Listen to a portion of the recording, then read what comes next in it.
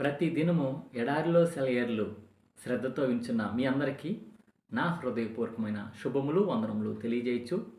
ఎడారిలో సెలయేర్లు అనుదిన ధ్యాన భాగమును చదువుతున్నాను. దయచేసి శ్రద్ధగా వినండి.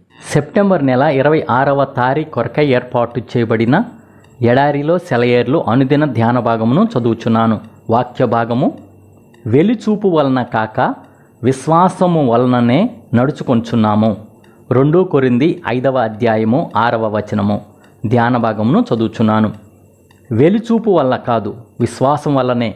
దేవుడు మన అభిప్రాయాల ప్రకారం మనం నడుచుకోవాలని ఆశించలేదు. స్వార్థం అలా ప్రేరేపిస్తుంది, సైతాను అలా పురికొల్పుతాడు.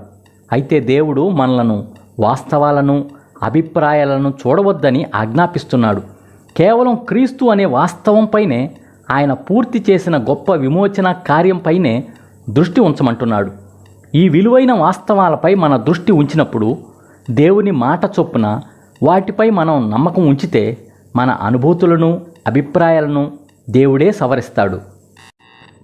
దేవునిపై నమ్మకం ఉంచడానికి దోహదం చేసే ఆలోచనలను, ఆయనపై నిరీక్షణ ఉంచడానికి ప్రోత్సహించే మానసిక పరిస్థితులను మనలో కలిగించడం దేవుని పని కాదు. ఆయనపై మనం విశ్వాసం కలిగి ఉండేలా దేవుడు మనకు సహాయం చేయుడు. దేవుడు మనకెప్పుడు సహాయపడతాడంటే, మన చుట్టూ జరుగుతున్న దాన్ని లెక్క చేయక మనం దేవునిలో నిరీక్షణ ఉంచినప్పుడే, ఆయన వాగ్దానం మీద పూర్తిగా ఆధారపడినప్పుడే విశ్వాసాన్ని బలపరిచే మనస్తత్వాన్ని ఇస్తాడు. ఆయన వాగ్దానాలను నిలబెట్టుకోగలిగిన సమర్థుడు అని మనం ముందుగా నమ్మాలి. ఇలా చెయ్యకుండా మనలో దేవుడిచ్చిన నిశ్చయత రాదు. ప్రతి వ్యక్తికి తగిన సమయంలో, తగినంత మోతాదులో ఆయన నిశ్చయతను అనుగ్రహిస్తాడు. మనలోని అభిప్రాయాలను నమ్మడమా, లేక దేవునికి సంబంధించిన సత్యాలను నమ్మడమా అనే విషయంలో ఒక నిర్ణయానికి రావాలి. మన అభిప్రాయాలు పడిలేచే సముద్ర కెరటాలంత చంచలమైనవి. దేవుని నిత్య సత్యాలైతే యుగ యుగాలకు స్థిరంగా నిలిచే కొండల్లాంటివి. యేసు ప్రభువు నిన్న నేడు నిరంతరం మారనివాడు. అందాలొలికే ఆయన ముఖం మీద అంధకారం తెరవేసిన ఆయన కృపలో నన్ను ఆదుకుంటాడు. పెను తుఫానులో నావ లంగరై తోడుతుంటాడు. ఇదే ఈ దినమునకై ఏర్పాటు చేయబడిన ఎడారిలో సెలయేర్లు అనుదిన ధ్యాన భాగము. సమస్త జ్ఞానమునకు మించిన దేవుని కృపా సమాధానము ప్రభువైన యేసుక్రీస్తు వలన మీ హృదయములకు, మీ తలంపులకు కావలి ఉండును కాక. ఆమేన్. ప్రార్థన. పరిశుద్ధుడా, ప్రేమ కలిగిన తండ్రి, జీవం గల దేవా, జీవాధిపతి, ఇచ్చిన మరి ఒక మంచి వర్తమానం బట్టి వందనాలు, స్తోత్రాలయ్యా.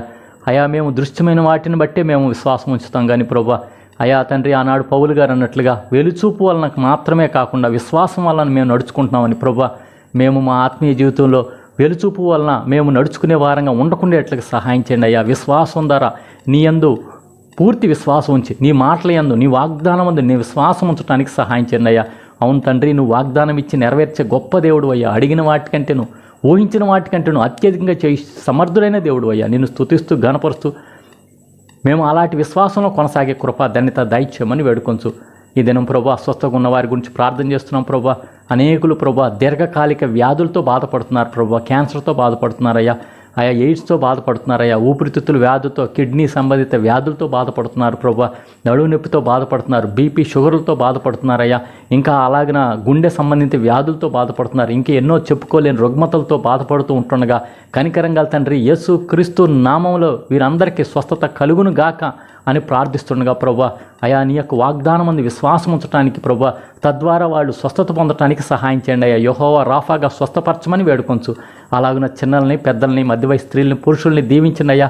అయా, అందరికి కూడా మంచి ఆయుర్వేగాలు, బలము, శక్తి దయచండి అయ్యా. అనేకులు జ్వరాలతో బాధపడుతూ ఉంటుండగా కనికరం చూపించి ఆ జ్వరాల నుంచి విడుదల యేసుక్రీస్తు నామములో కలుగునుగా కానీ ప్రార్థన చేస్తున్నాం. సహాయం చేసి ఈ దిన దీవెనలతో, ఆశీర్వాదాలతో ప్రతి ఒక్కళ్ళని నింపమని నజరేయుడైన యేసు నామములో ప్రార్థించి వినయంగా వేడుకొంచున్నాము తండ్రి.